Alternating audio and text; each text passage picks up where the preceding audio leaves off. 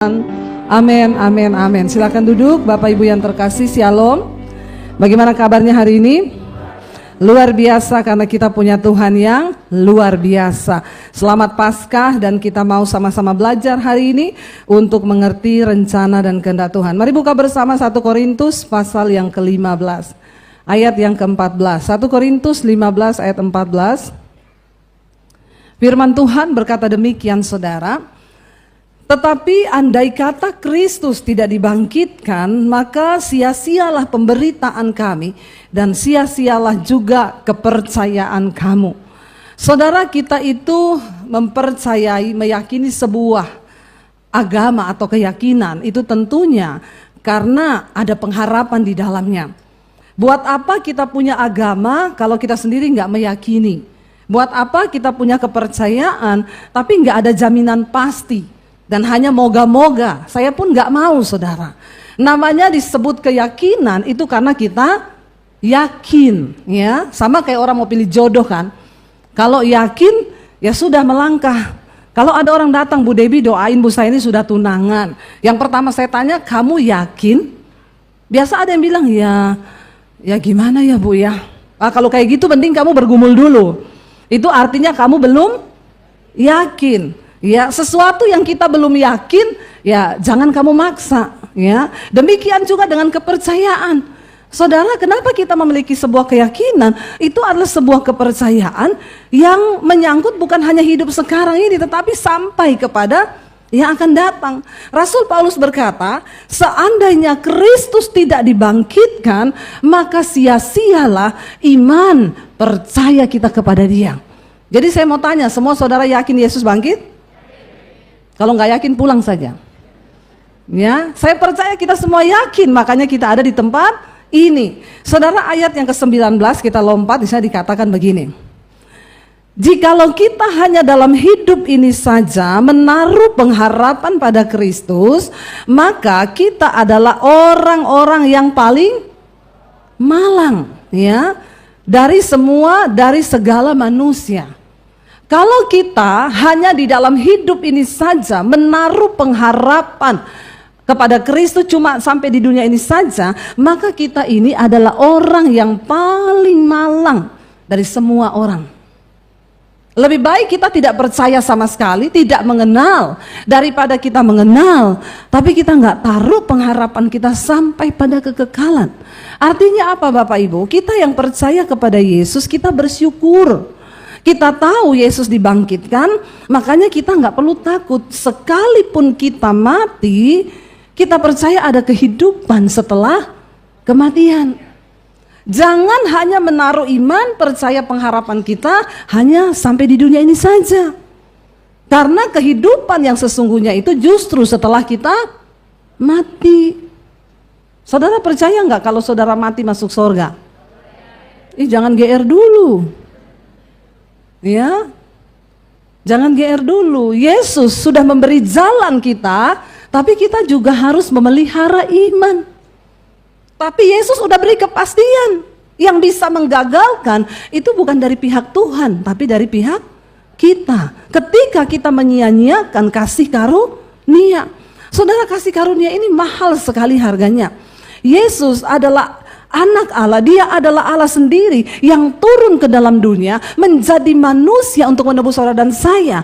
Dan betapa luar biasa tadi kita nyanyi, sungguh besar pengorbananmu, sungguh indah yang kau pikirkan. Dan sesuatu yang berharga itu ketika kita diberi, kita terima, kita sia-siakan. Apakah itu bukan hal yang menginjak-injak darah perjanjian? Ketika kita diberi keselamatan, maka kita harus mengerjakan. Di dalam Yesus ada sebuah pengharapan yang bukan hanya sampai di dunia ini saja, tetapi sampai di masa yang akan datang. Makanya kita bisa berkata, sekalipun doaku tidak dijawab di dunia ini, sekalipun masalahku tidak dijawab, aku percaya sampai pada kekekalan itu ada jaminan yang Tuhan Yesus sudah berikan. Makanya saudara, orang datang berkata, Bu, dokter vonis saya, umur saya tinggal 6 bulan. Saya bilang, puji Tuhan masih lama, Bu. 6 bulan masih lama enggak, saudara? Lama. Ada yang enggak divonis, nanti malah mati. Iya apa ya? Banyak, nggak divonis dokter loh. Sehat, semuanya bagus. Ya, darah bagus, gula bagus, jantung bagus. 30 menit kok mati. Saya bilang, ibu kalau masih divonis 6 bulan, puji Tuhan masih lama. Kita ini nggak pernah tahu hidup ini. Ya, tetapi satu jaminan adalah ketika kita mati nanti ada keselamatan di dalam Yesus bagi yang tetap ada di dalam Yesus. Saya tadi pagi sampaikan saudara, kalau kita mati nih, sebagai suami Anda mati, maka istrimu sedih, dia nangis, anakmu juga nangis, teman-temanmu kaget, astaga mati, astaga kemarin masih sehat loh. Ada yang datang, ada yang kirim bunga, ada yang gak sempat datang karena sibuk. Ya, keluargamu menangis 1 hari, 2 hari, 1 minggu nanti dia sudah nonton TV, Mr. Bean ketawa-ketawa, dia udah minum kopi. Anda sudah dilupakan, tidak ada lagi, dan posisi Anda mulai dicariin pengganti. Apalagi kalau yang mati istri. Ya, suaminya paling berduka 1 minggu saja. Bapak bilang haleluya. Bapak jangan berharap istrimu mati. Haleluya. Ya, sampai kan ada cerita bapak-bapak istrinya mati, tiap minggu dia ke kuburan, istrinya bawa bunga sama kipas angin. Ditanya, kenapa bapak bawa kipas angin? Istri saya berpesan, sebelum kuburan saya kering, kau tidak boleh kawin lagi. Jadi dia bawa kipas supaya cepat bertobat bapak-bapak. Tapi bukan bapak-bapak di sini. Bapak-bapak di sini semuanya luar biasa. Insya Allah.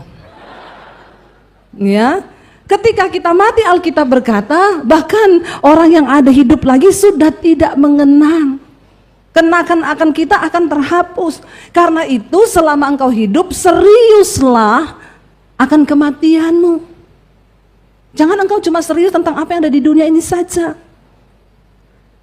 Karena yang namanya mati itu nggak ada ampun. Ya, saudara ya, saya punya teman, dia telepon saya tiba-tiba, Bu, suami saya meninggal serangan jantung. Cuma ditinggal masak loh 30 menit ke bawah. Di atas lagi main HP, naik 30 menit sudah meninggal. Tinggal jenazah. Istrinya sampai nangis ngomong sama saya, Bu Debbie, ya ampun Bu, kalau saya tahu saya ndak usah turun loh Bu, cuma 30 menit loh Bu. Saya bilang ya kalau ibu jagain dia, ya dia ndak mati. Tuhan itu nggak ada yang tahu. Masalahnya Bu, dia sehat, ndak sakit Bu. Ya, malah suruh saya sebelumnya ngomong, urus paspor kita mati loh, saya mau ke Yerusalem. Ternyata benar ke Yerusalem baru. Lalu saya bilang, ibu yang kuat ya. Iya Bu, memang sih kuat ya. Kalau suami kita itu jahat lalu mati, puji Tuhan ya Bu. Tapi ini suami saya itu baik. Masalahnya kita tiap hari berduaan terus. Ya kalau suami jahat sih saya gampang lupa. Ini suami saya itu baik banget. Makanya suami-suami, jadilah suami yang supaya setidaknya ada yang menangisi kau waktu kau mati. Karena saya pernah ketemu sama teman saya juga, suaminya meninggal mendadak. Pas ketemu berapa bulan gitu, Bu, saya udah pasang muka sedih kan. Bu, ya ampun Bu, kasihan ya Bu, Bapak meninggal ya Bu, jantung ya Bu, kaget ya Bu. Iya Bu, saya turut berduka cita ya Bu, saya ditarik. Ibu, gak usah berduka cita. Saya bilang, kenapa Ibu? Memang dia pantas mati Bu. Saya kaget, kenapa Bu? Aduh Bu, waktu dia mati Bu, saya buka handphonenya Bu, ternyata dia selingkuh sama janda. Bapak-bapak, kalau engkau mati nanti HP-mu itu dibuka. Jadi daripada tunggu mati, sekarang amin. Jangan sampai kau mati, anak istrimu bilang memang dia pantas mati. Kalau dia nggak mati, Bu, bayangkan penderitaan kami. Dan istrinya tuh cerita, itu ya Bu, 2 minggu kayaknya sebelum dia mati. Saya tuh berdoa, saya tanya sama Tuhan, Tuhan, kenapa kami ini usaha mentok, coba berini mentok, kenapa ya Tuhan? Tuhan tuh jawab saya Bu, bukan tanganku kurang panjang untuk menolongmu, bukan mataku kurang, telingaku kurang tajam untuk mendengarmu, tapi ada dosa yang menjadi penghalang. Lalu dia tanya sama suaminya, Pak, aku tuh doa, Tuhan tuh ngomong ada dosa, kamu ada sembunyi dosa apa? Suaminya marah, saudara. Apa sih? Macam-macam dosa-dosa. Biasa suami kalau ditanya marah, itu betul. Ya ibu-ibu ya. Kalau kau tanya dia marah itu betul, karena kalau enggak betul dia enggak marah. Dosa itu waktu dibongkar, iblis tidak senang. Dan dia bilang, ibu sebenarnya itu adalah teguran Tuhan bu sebelum dia mati. Tuhan itu mau menegur, mau lihat dia tobat apa enggak. Ternyata dia tetap memilih hidup di dalam dosa. Bapak Ibu, hidup ini akan ada akhirnya. Tapi kalau kita berjalan di dalam Kristus, kita nggak perlu takut. Masalahnya kalau kita di luar Yesus. Ayat ini berkata begini saudara. Ya lanjut, tetapi yang benar ialah bahwa Kristus telah dibangkitkan dari antara orang mati sebagai yang sulung dari orang-orang yang telah meninggal. Sebab sama seperti maut datang karena satu orang manusia, demikian juga kebangkitan orang mati datang karena satu orang manusia. Karena sama seperti semua orang mati dalam persekutuan dengan Adam, demikian pula semua orang akan dihidupkan kembali dalam persekutuan dengan Kristus. Karena ada satu orang, dosa membawa kematian kepada seluruh manusia. Orang yang hidupnya tidak di dalam Yesus, dia mati karena dosa dari Adam yang membuat manusia itu berdosa. Dan dikatakan di sana demikian juga karena satu orang yaitu Kristus, dia datang membawa kehidupan. Kita tahu kisah di dalam Alkitab, saudara, ketika Adam dan Hawa jatuh ke dalam dosa, maka dari situ juga manusia itu masuk di dalam kutuk. Dan satu hal yang membuat manusia itu hidupnya sangat mengerikan adalah ketika dia terpisah dari Allah. Sejak itu Tuhan berusaha untuk memperbaiki hubungan dengan manusia. Tapi manusia menolak, nabi-nabi dikirim dibunuh. Orang-orang datang memberikan hukum, mereka tolak. Tuhan beri hukum Taurat lewat Musa agar hidup manusia itu lebih teratur. Tetapi memang sulit karena dosa begitu menguasai manusia. Kita tahu bersama di zaman perjanjian lama ada yang namanya Bait Allah. Setiap imam akan masuk ke sana untuk mengadakan pendamaian bagi seluruh dosa umat. Tetapi syaratnya imam itu harus benar-benar kudus. Karena kalau dia tidak kudus, waktu dia masuk ke dalam ruang maha suci untuk mempersembahkan korban penebusan dosa bagi umat, maka imam itu akan mati di dalam ruang maha kudus itu. Jadi kakinya harus diikat pakai tali, dikasih lonceng gemerincing. Kalau sudah tidak terdengar lagi lonceng itu berbunyi, maka bisa dipastikan imam itu sudah mati terbakar. Lalu dia ditarik mayatnya, jenazahnya ditarik. Untuk mempersembahkan korban penghapusan dosa, begitu sulit pada zaman itu. Kenapa? Mencari orang yang benar-benar kudus untuk bisa masuk ke dalam ruangan itu. Karena Allah itu kudus, maka harus yang kudus yang datang. Dan saudara bisa bayangkan kalau Yesus tidak mati, maka sampai hari ini harus ada korban terus. Kita bikin dosa, harus persembahkan lembu, sapi, kambing, domba. Nah saudara bisa bayangkan kalau sampai hari ini tata cara itu masih terjadi, apakah cukup kambing domba di pasar itu? Karena kita ini banyak dosa, banyak pelanggaran. Karena itu Yesus datang ke dalam dunia. Apa yang membuat dia disalib saudara? Ketika Yesus akan disalib, mahkamah agama, orang Farisi, imam-imam, itu mereka mencari sebuah kesalahan untuk layak membuat Yesus tergantung di atas kayu salib. Karena salib itu bicara tentang kutuk, salib itu adalah sebuah penghukuman. Zaman Yahudi dulu, orang yang bikin dosa sudah bejat tidak bisa diampuni, dia harus digantung di atas kayu salib sampai dia mati. Sebelum dia digantung, dia harus disiksa.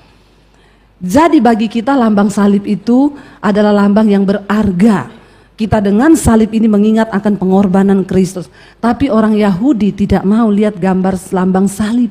Karena bagi mereka itu sebuah aniaya, itu sebuah kekerasan, itu sebuah hal yang sangat menyakitkan. Ketika Yesus mau disalib, semua cari alasan apa supaya raja juga menyetujui untuk dia dihukum mati. Diundang saksi-saksi dusta yang akan memberatkan Yesus di mahkamah itu supaya ketok palu dia dihukum mati. Tapi ternyata saksi dusta yang diundang tidak cukup membuat alasan untuk Yesus disalib. Dan memang Yesus bukan pecundang. Dia tidak harus mati dengan saksi dusta. Dia harus mati dengan sebuah alasan yang sudah ditentukan oleh Allah.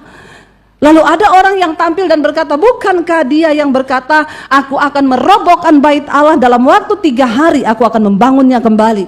Dan semua orang yang mendengarnya menjadi marah, termasuk imam-imam. Dan mahkamah agama berkata ini adalah penghujatan. Kenapa? Karena bait Allah itu adalah tempat yang sakral bagi orang Yahudi. Tidak boleh sembarangan orang bicara tentang bait Allah, karena di situ melambangkan kehadiran Tuhan. Tetapi akhirnya Yesus dia bilang, aku akan membangunnya kembali dalam waktu 3 hari. Sehingga ketika itu menjadi sebuah alasan untuk semua orang marah. Lalu dia mulai dipukuli pada saat itu karena mereka berkata dia sudah menghujat Allah. Tidak ada dosa yang boleh diampuni kalau dia sudah menghujat Tuhan. Akhirnya dia mulai disesah dan akhirnya dia dihukum mati. Dan saudara tahu ketika dia mati di atas kayu salib, Alkitab berkata terjadi gempa bumi yang dahsyat. Bahkan matahari berhenti selama 3 jam.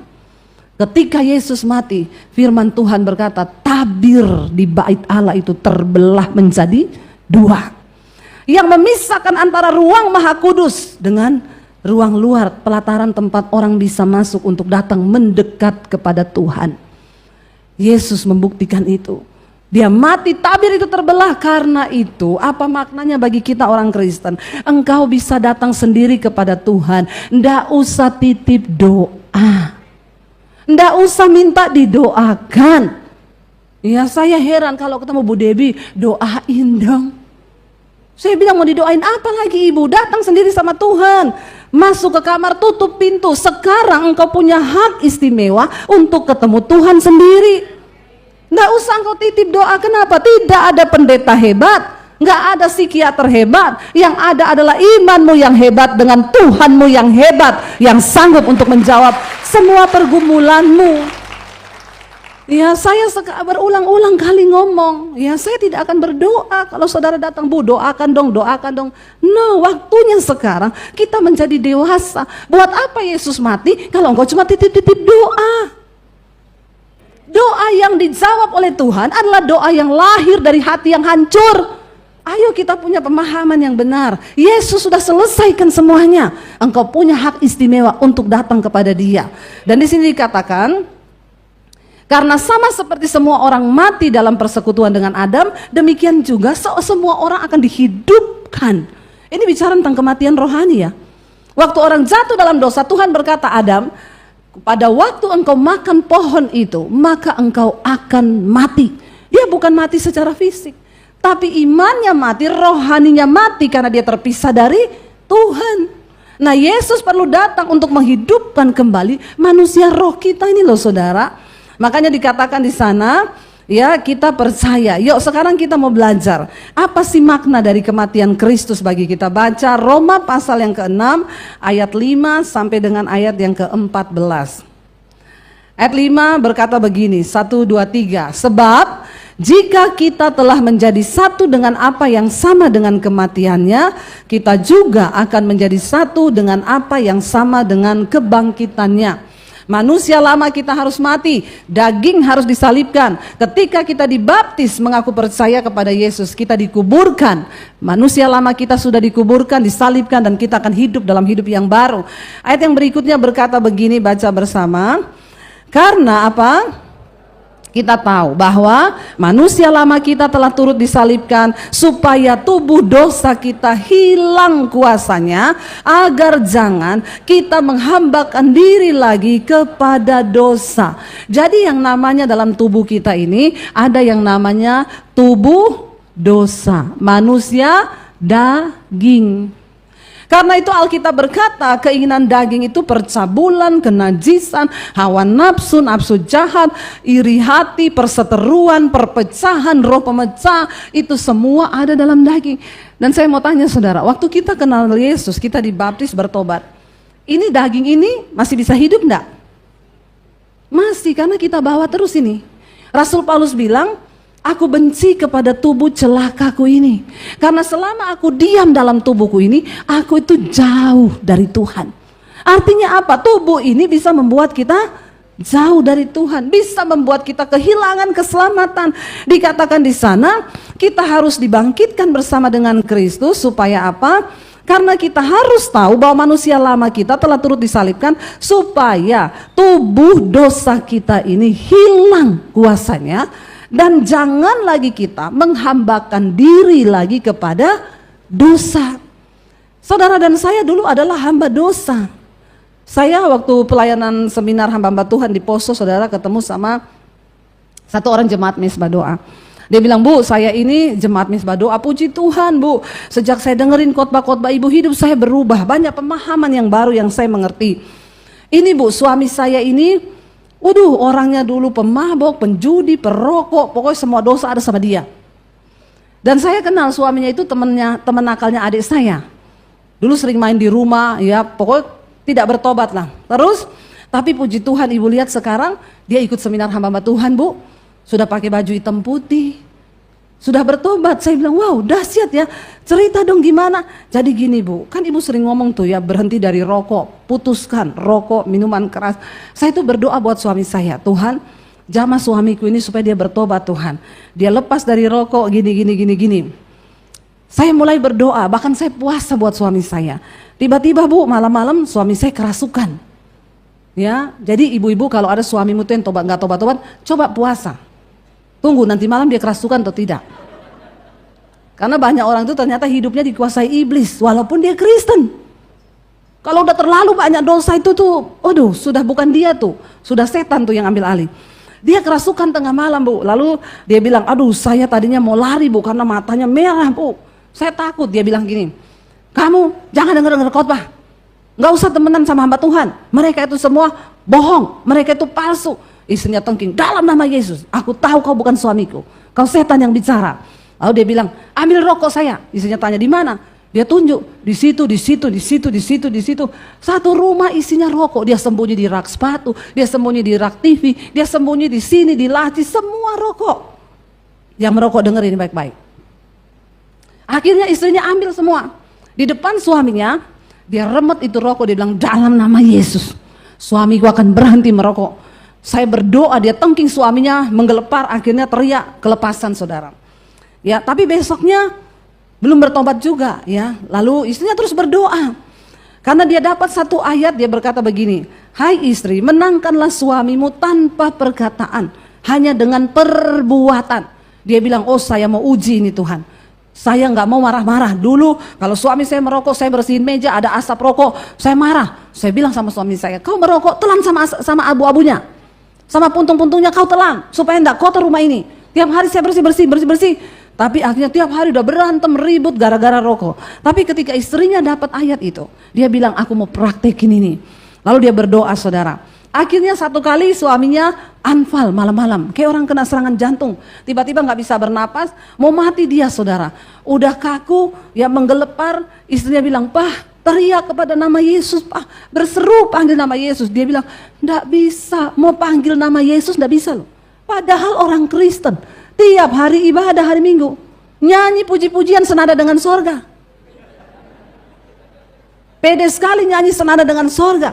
Padahal hidupnya tidak senada.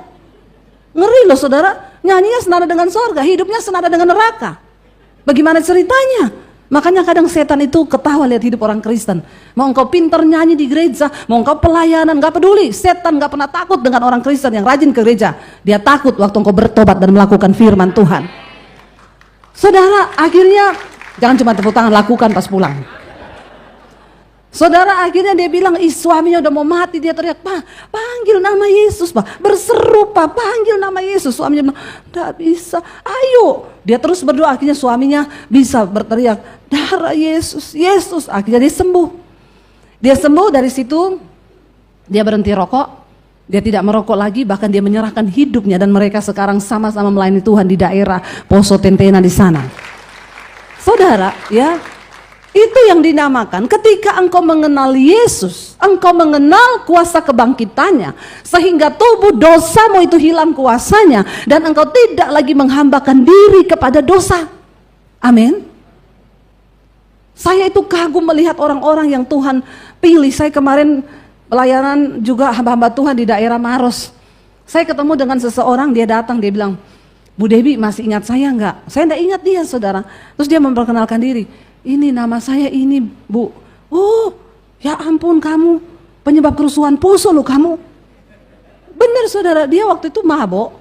Dia kejar orang yang lagi sahur, orang itu lari ke masjid. Dia kejar pakai parang mau dibunuh. Dari situ tuh terus akhirnya kerusuhan. Pertama kali ketemu sama dia, badannya kan tatoan semua. Yang pertama terucap dari mulut saya begini, masih hidup kau?